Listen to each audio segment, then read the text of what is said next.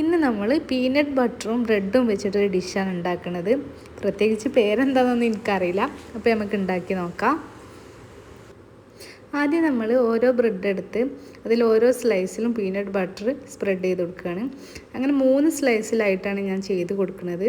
അതിന് ശേഷം നമ്മൾ 3 ഒരുമിച്ച് വെച്ചിട്ട് അത് 4 കട്ട് ചെയ്തെടുക്കുകയാണ്. അപ്പം നമുക്ക് എത്ര ക്വാണ്ടിറ്റിയാണോ വേണ്ടത് അത്രയും എടുത്തിട്ട് ഇതുപോലെ ചെയ്ത് കൊടുക്കുക. അപ്പോൾ ഇതാ 3 ഒരുമിച്ച് വെച്ചിട്ട് 4 കട്ട് ചെയ്തു. അങ്ങനെ എത്രയാണോ ഉള്ളത് അതെല്ലാം അങ്ങനെ കട്ട് ചെയ്ത് വെക്കുക. അപ്പോൾ ഇതാ നമ്മളെല്ലാം കട്ട് ചെയ്ത് വെച്ചിട്ടുണ്ട്. ഇനി ഒരു ബൗളിലേക്ക് 2 മുട്ട പൊട്ടിച്ച് വയ്ക്കുക. ഇനി അതിലേക്ക് ആവശ്യത്തിനുള്ള പഞ്ചസാര ഇട്ട് കൊടുക്കുക. കുറച്ച് പാൽ ഒഴിച്ച് കൊടുക്കുക.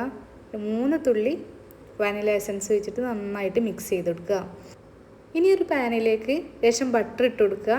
ഇനി നമ്മൾ നേരത്തെ കട്ട് ചെയ്ത് വെച്ചിരിക്കുന്ന ബ്രെഡ് നമ്മുടെ മിക്സിലേക്കൊന്ന് ഡിപ്പ് ചെയ്തിട്ട് ബട്ടറിലേക്ക് ഇട്ട് കൊടുക്കുക. ഇനി അങ്ങനെ എല്ലാം നിരത്തിയിട്ട് കൊടുത്തതിന് ശേഷം ഒരു സൈഡ് ആയി വന്നിട്ട് നമുക്ക് മറ്റേ സൈഡും കൂടെ നന്നായിട്ടൊന്ന് ഫ്രൈ ചെയ്തെടുക്കാം. അപ്പോൾ ഇതാ നമ്മളെ ബ്രെഡ് പീനട്ട് റെഡി ആയിട്ടുണ്ട്.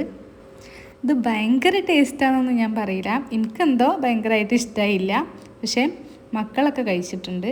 അപ്പോൾ എല്ലാവരും ഉണ്ടാക്കി നോക്കുക.